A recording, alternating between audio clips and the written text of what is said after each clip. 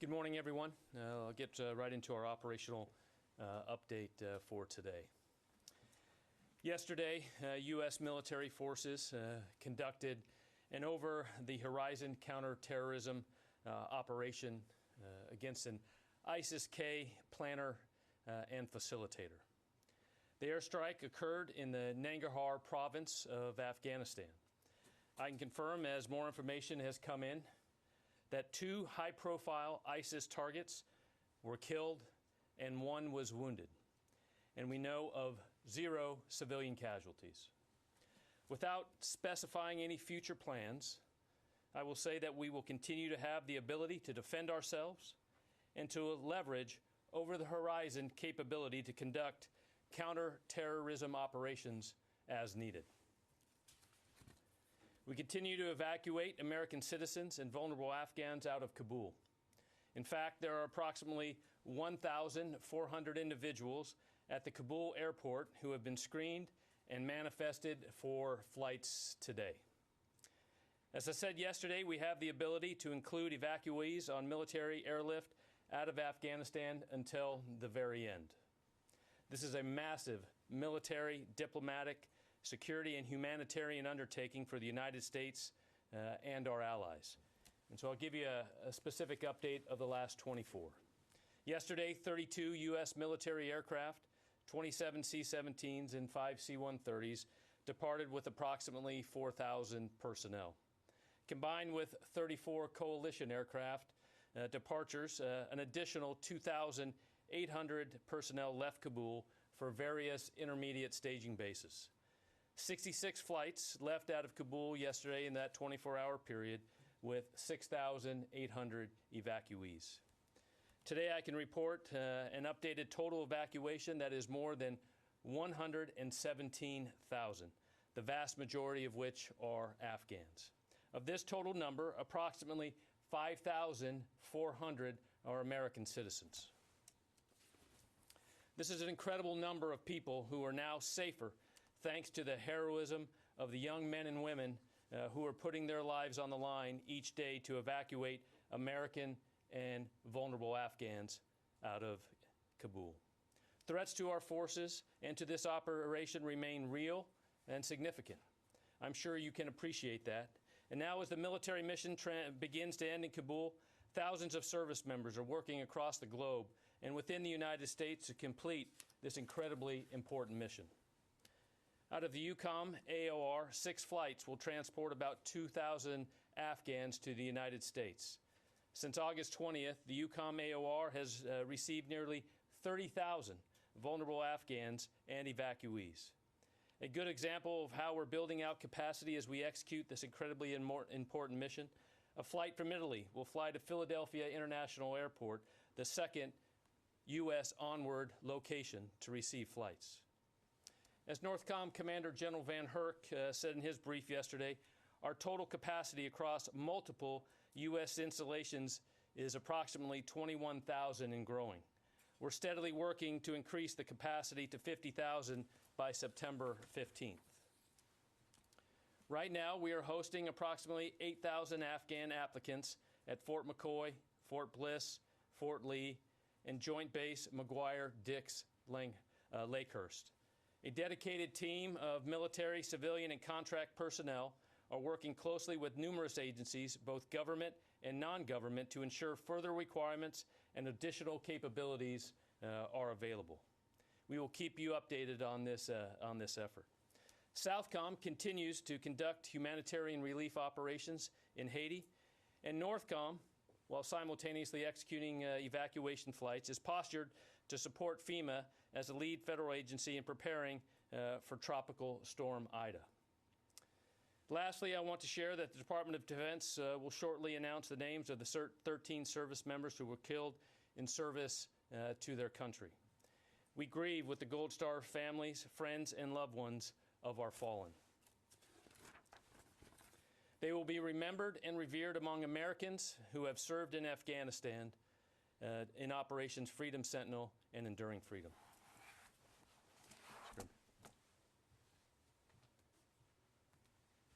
Okay, I don't have anything to add, so we'll go right to questions, Bob. Thank you, John. A couple of questions on the strike last night in Afghanistan. General Taylor just said that 2 high-profile targets were killed and 1 wounded. Initial announcements, I think, said 1. Yep.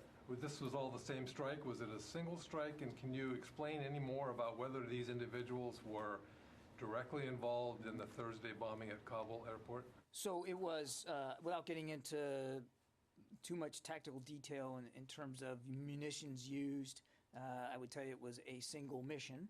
And to get these targets, and as the assessments and information flowed over time, we were able to recognize that another was killed as well, and 1 wounded. So, I mean, battle damage assessment, as you know, sometimes takes time. Information comes in. As we have more clarity, we wanted to be transparent about that. But the planner, facilitator description, does that mean they were involved directly in the Kabul airport attack? They were ISIS-K planners and facilitators, and that's enough reason they're alone. I won't speak to the details of these individuals or what their specific roles might be. But as the general said, we have the ability and the means to carry out over-the-horizon counterterrorism capabilities, and we're going to defend ourselves. And I think I just leave it at that. Thank you. I'd like to ask you another question about the airport situation at the moment. Yeah. Is it true that only U.S. passport holders are being allowed onto the airport now through the gates? Any U.S. passport holder that wants to get in can get in, and we are still, if I'm wrong here, I don't think I'm wrong, but we are still processing and getting on planes SIV applicants as well as vulnerable Afghans. So they're being allowed onto the airport? As far as I know, yeah. Okay, thank you. I don't think that's changed.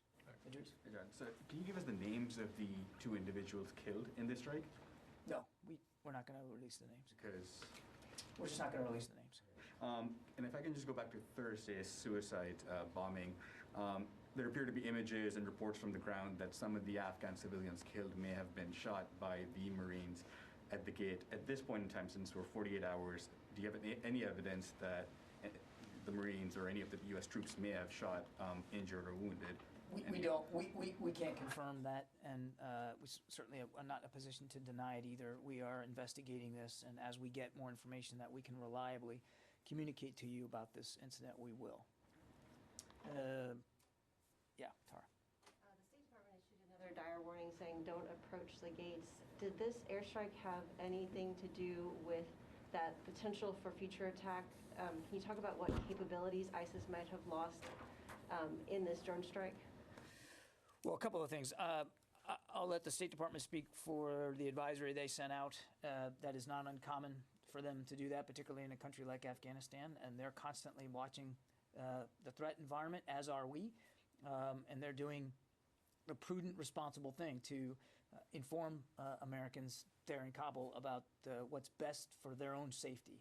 But again, I think I'll let the State Department speak to the rationale there. Obviously, again, they're doing what they believe they need to do to keep people safe.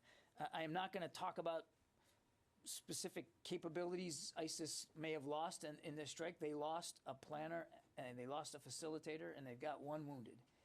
And the fact that 2 of these individuals are no longer walking on the face of the earth, that's a good thing. It's a good thing for the people of Afghanistan. It's a good thing for our troops and our forces at that airfield, and I think I'm just going to leave it there. And to follow up, can you discuss the level of threat right now at the airport? We've seen a number of the allies bring their evacuation operations to a close early. Will the U.S. still stay there through the 31st? We are going to complete this mission by the end of the month. We've said that. Nothing has changed about the timeline for us. And we will do this in as safe and an orderly way as possible. And that includes being able to continue to evacuate right up until the end. But what about the threats at the airport? Can you describe what are they still? The threats are still very real. They're very dynamic, and we are monitoring them literally in real time. And as I said yesterday, we're taking all the means necessary to make sure we remain focused on that threat stream and doing what we can for force protection. A couple of questions. First for you, John. Have U.S. troops begun retrograde withdrawal from the airport? We have begun retrograding. Can you say anything about the number who have left? No, I cannot. And then General Taylor, for you, please. The numbers of military aircraft who have left are relatively consistent with where they've been for several days, but the number of passengers on them is down from where it was. Does that mean that the U.S. is now starting to move some equipment, military equipment on those, or are there planes that are going out just not full? As we said, our mission to continue evacuating those as required and to meet the mission requirement by August 31st is what the commanders are executing. So does that mean that you're starting to take some equipment out on these aircraft, or does it, or do you not have enough passengers? Yeah, there is equipment leaving on those flights that was originally planned. And then if I could ask one more, since have there been any attacks? General McKenzie talked about how the Taliban had thwarted some attacks before Thursday's attack. Have there been any other cases that you're aware of that the Taliban have actually stopped attackers from getting in towards the airport? I don't have specific reports of that, other than, as you can see, as we just talked, the security of the base is the most important thing that we're doing to allow us to continue our mission. Thank you. Yeah. So, John, you said the threat at the airport remains active and dynamic. Is it fair to say that whether or not those people killed last night deserve to be on the face of the earth or not, that the threat at the airport remains unchanged? I wouldn't say that it remains unchanged. I didn't say that. I said it remains active and dynamic, and it does. Is it as serious as it was yesterday? It is a serious threat. I'm not sure how any potential terrorist threat can be anything other than serious, or that we shouldn't take it seriously. It's serious. Yesterday, you denied Taliban claim that they had assumed responsibility for security at some parts of the airport.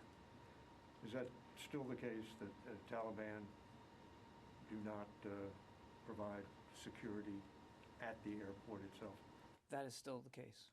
And is that going to remain the case until the end, or at some point do they have to move into the airport to keep the crowds at bay while those last planes take off? I'm not going to talk about the specifics as we get closer to the end. Let me just say this, as clearly as I can, we will maintain the ability to defend ourselves and our operations all the way through. Yeah, Lucas. John, did the Taliban in any way provide any intelligence or any support with this drone strike that killed those two ISIS terrorists? I'm not going to talk about intelligence matters one way or the other. Rule it out. I'm not going to talk about intelligence matters one way or the other. Taliban supporting this drone strike in any way? We had useful intelligence on our own to conduct this strike. Do you consider the Taliban and the Haqqani network separate entities? Lucas, I'm not going to give you a breakdown here, a characterization of the Taliban or Haqqani. Now, Lucas, you got to remember what we're focused on here, and that's on getting more people out and getting our troops out, completing this mission. And I'm not sure what benefit it does for me to try to characterize one group or another. We know that the people that the deputy leader of the Taliban is Surgeon Haqqani, who has a $10 million bounty on his head. People should know. Are these separate entities, or we know that there is a certain matter of commingling here. I mean, there's a marbling, if you will, of Taliban and Haqqani. What I'm pushing back a little bit on you, Lucas, is the relevance of that discussion to what we're trying to do today, which is complete an evacuation safely and to get our troops and our forces at the airport out safely. That's what we're focused on. One more question. Every major newspaper and television news outlet has said that the U.S. military brass recommended to the president to leave 2,500 troops in Afghanistan, not pull out. Have you asked any of those outlets for a correction? I'm sorry, say that one again. Every major newspaper and television news outlet has reported that top Pentagon brass, from the Defense Secretary to the head of U.S. forces in the Middle East and Afghanistan, to the Chairman of the Joint Chiefs, recommended to the President that 2,500 U.S. troops should have stayed in Afghanistan, not been pulled out. Have you asked any news outlet for a correction to those stories? Thanks for repeating it. We don't make it a habit to talk publicly one way or the other. Right, wrong, up, down, more or less, about the advice and counsel that Pentagon leaders give the Commander-in-Chief. What about correcting the record? Louis. Has there been another helicopter evacuation recently? No, I don't think there has been. No. Okay. Can I follow up then on the discussion about the drone strike yesterday? It's been characterized as being retaliation, as being reprisal for the bombing at the airport. Is that accurate, or was this something that, as part of your over-the-horizon counterterrorism planning, you were already targeting? This was a little bit of both. I mean, we have the ability to conduct over-the-horizon counterterrorism capabilities. We've talked about that. This certainly fits in that mold. But it's not coincidence that it happened just a couple of days after we lost 13 brave service members. And can I ask again, you're calling one a planner and another a facilitator. I believe that you're saying that one, that's correct, right? That's the characterization of these two individuals. What is the difference? I mean, and what makes them targeted? Obviously, thanks for your question, but that is the clarification, planner, facilitator, that are those that would have the ability to facilitate or help plan in attacks, and that, as we said, gave us the ability and the authority we had to conduct those missions. And were they involved in planning an imminent attack? We're not going to go into detailed intelligence information that led to that attack or that strike or future operations. Thank you. Yeah, Barb. Couple of things on the strike. First thing, you called them high profile. Could you explain to us, but not senior? So, and then I have a follow-up on the strike. What makes you say they're high profile? Based on the intelligence collected and activities in the past, that was the classification used for those. General Taylor, can you just clarify, were you actually targeting both of these individuals, or were you targeting one and the other one happened to be there and got struck? We had the intelligence that led us to the target area that allowed for that strike to happen with the BDA as briefed. Were you targeting two individuals in this strike? We had intelligence that allowed us to conduct that strike on those multiple individuals. John, if I could ask you also, so now you have done this strike, what is the assessment or feeling about the impact of this strike on ISIS-K in Afghanistan? Have you degraded them in any fashion? Can you explain that if they're high profile? Have you deterred? Have you degraded? What is your conclusion about what the impact of this strike actually has been? They have two high-profile planners, or one planner, one facilitator, that are no longer on their muster roll. So they have lost some capability to plan and to conduct missions. But Barbara, make no mistake, nobody's writing this off and saying, well, we got them, so we don't have to worry about ISIS-K anymore. Not the case. As I said earlier, the threat stream is still active, still dynamic. We're still laser focused on that and force protection. And we aren't thinking for a minute that what happened yesterday gets us in the clear. Not a minute. But do we believe that we hit valid targets? Bad guys who can do bad things and can plan bad missions? Absolutely. And do we think that that will have some impact on their ability going forward? Absolutely.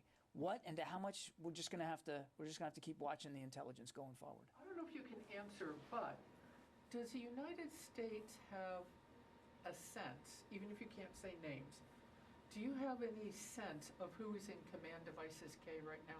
I'm not going to get into specific org charts and intelligence about what we know about the organization. Obviously, we put a lot of time and effort into learning as much as we can, and I think for security purposes, I'm just going to leave it at that. Laura. So a couple of quick questions about the attack itself. First of all, where did the unmanned aircraft come from? Was it a Reaper drone, Predator drone? Can you give us any information about the aircraft? Over the horizon. Okay, so no specific information you It can came give us? from over the horizon. Okay, and then there were reports that the targets were in a vehicle? Is that accurate, or was there any other damage to ISIS infrastructure? As I think the general said right at the top, we're going to be loath to release a lot of tactical level BDA detail here. We want to preserve as much flexibility as we can. So I think you can understand, or at least I hope you can understand, that we're just not going to be able to answer a lot of that detailed stuff right now. And then just to follow up, what are you doing about the ISIS-K cells in Kabul itself? Because clearly these attacks are coming from Kabul. It's possible the terrorists have gone underground. Obviously, you can't target the city itself with airstrikes right now. Yeah, what I would tell you is we're watching the threat stream very carefully, Laura. Clearly, they have the ability to operate inside Kabul. We're mindful of that. And we're watching it as closely as we can. And we're obviously trying to make sure that we have available to us as much information and context as possible so as to prepare for any future attacks. And that certainly, we have to assume, could come from or be planned out of or sourced out of places that they might have established themselves in Kabul. I think that's really as far as we're going to be able to go right now. Okay? And if I could ask the general a couple questions about the airport. When are we officially handing the airport over to the Taliban? Is the Taliban going to be running the airport? Are they going to be running it with the Qataris and the Turks, as I believe has been reported? We're going to continue to run the airport up until the end, and those details, as they continue to be worked out, will come forward. But right now, we will continue to run that airfield to make sure that we can execute our operations. And are some of the gates to the airport welded shut, as has been reported? There are gates that are closed, absolutely, right now. But as we said earlier, we do have gates that are continue to be open as we coordinate and still work with the Department of State to get people in for evacuation. Thank you. I have to go to the phones here. Yes, sir. Howard Altman. Hey, first of all, I want to express my condolences to the families of lost loved ones in Kabul.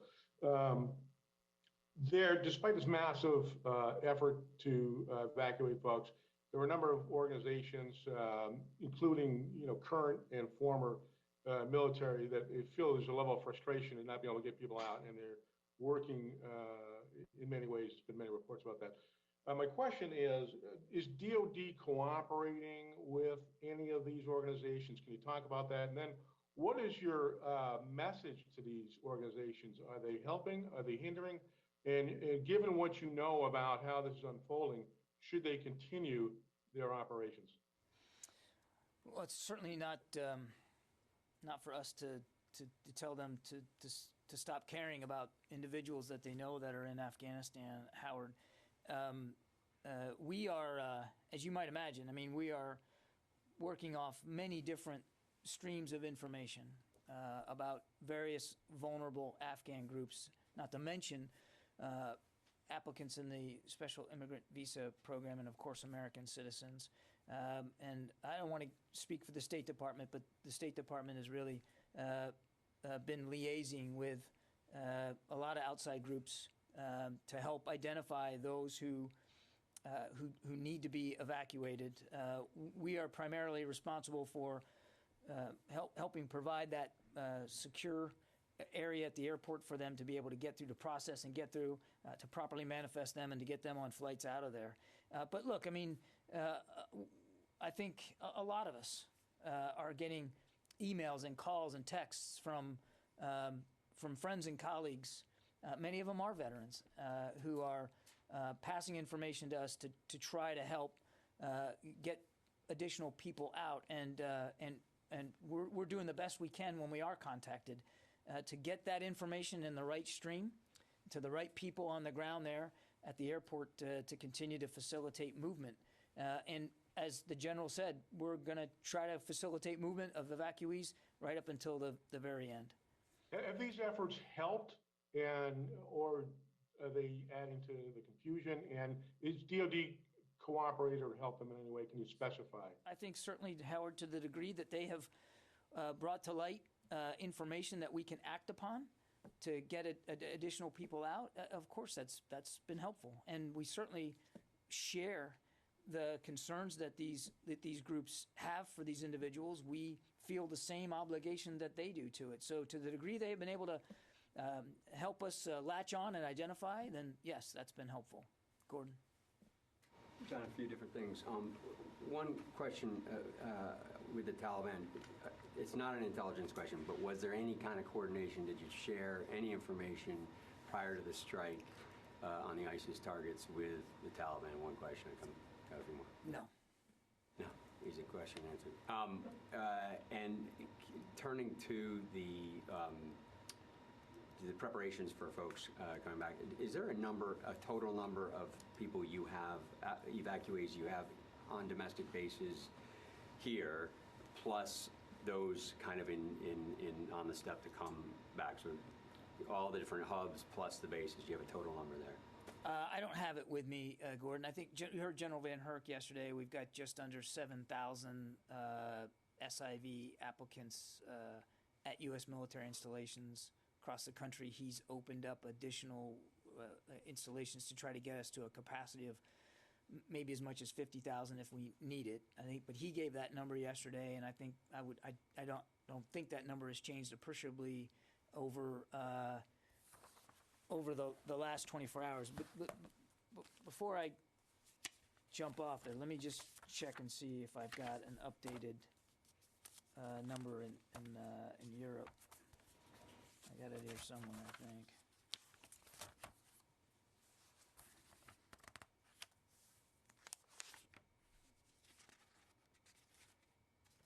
No, I don't think I've got it across Europe. So we'll have to come back to you on that. And then two other quick ones. Do you expect troops to come into Dover as soon as today? What I can tell you is that the remains of the 13 individuals who were killed are on their way back to the United States, but I am not at liberty to give you a precise arrival. Okay, final clarification. What struck in the target from last night was a planner and a facilitator, or they are both considered kind of both? I didn't quite understand. The capabilities of those struck and killed last night were a facilitator and planners. So yeah, we're not going to get into this one was this one was this. A capability kind of planners of facilitators and planners. Yeah. Were you aware of them before? Like I said, we're not going to discuss the intelligence that led up to, then with the intelligence that we had allowed us to conduct that strike. But you can't say if they were even individuals who were already on the U.S. radar as high-profile people. We had intelligence on the target set that led us as we continued to work up to conduct that strike. Can I ask one more on the over-the-horizon efforts? If I'm not mistaken, we look back and the last time that we saw that the U.S. announced a counter-terrorist strike in Afghanistan was February of 2020. Are you aware of any other particularly specific, not against Taliban, but specific CT strikes since February 2020 in Afghanistan? I don't have that information readily available. General, with all due respect, the reason you're getting questions about the intelligence is 2 days before Kabul fell, the intelligence did not show that the country was about to fall to the Taliban.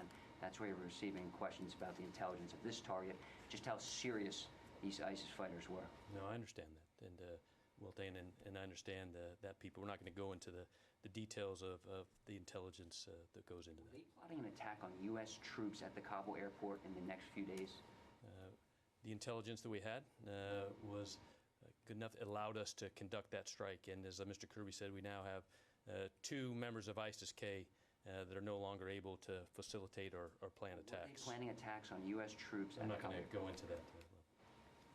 John, are you expecting the Secretary and the President to greet the caskets at Dover? I don't have any schedule announcements to make with respect to that.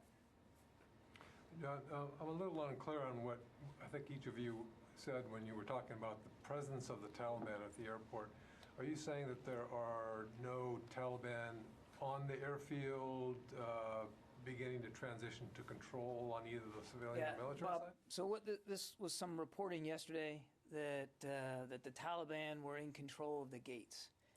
And then there was reporting that we were shutting down all evacuation operations in the course of a day. And my point yesterday was those are not true. We're not shutting down evacuation operations. We're going to continue going to the end. We are still in charge of the airport, and we are still in charge of security at the airport. And what was true a few days ago is still true today. The Taliban have checkpoints around the airport in a loose perimeter, if you will, but they are not manning gates. They are not at the airport doing security roles or anything like that. They're not at the airport. They're not at the airport. Okay. Yeah. Look. Yeah, Andres. Just going back to the drone strike, you obviously can't give specific names of countries, but did you notify any countries through which the drone may have had to fly through before the strike? And which committees on the Hill did you notify prior to the strike, if at all? I don't. As far as I know, there was no notifications that did or needed to happen beforehand. To countries or to the committees? No notifications that were needed to be done beforehand. Yes. You're not revealing the names of these individuals, but you know them, right? And do you know the nationality of these individuals who were killed in the drone strike yesterday? We know who they are. You know them? Yes, And we the know who they third are. one who are wounded was planner or a facilitator? I don't have that information. And one more question. During your conversations with the Taliban, have they given you any assurance or indicated that they will not let Afghanistan to be used as a launching pad for terrorist attack against U.S., its friends and allies? Can you say that one again? During your conversation with the Taliban leadership, have they indicated or given any assurance to you that they will not let Afghanistan to be used as a launching pad for terrorist attack against U.S., its friends and allies? They made assurances as part of the Doha Agreement about affiliation with Al-Qaeda and about terrorist groups operating from Afghanistan. They've said that publicly. They said that as part of the Doha Agreement. Barb. Do you have any indication of the level or types of foreign fighters that may have flowed into Afghanistan in recent days and weeks? I do not. Thank you. Okay, I think we're going to call it a day. No, we're going to call it a day, Lucas. Lucas, I appreciate it very much. If I appreciate thousands it of very ISIS much, prisoners Lucas. were released in Thank you jail all by the for coming Taliban, today. I appreciate it. is that Thank evidence you that the very Taliban much. ISIS might be in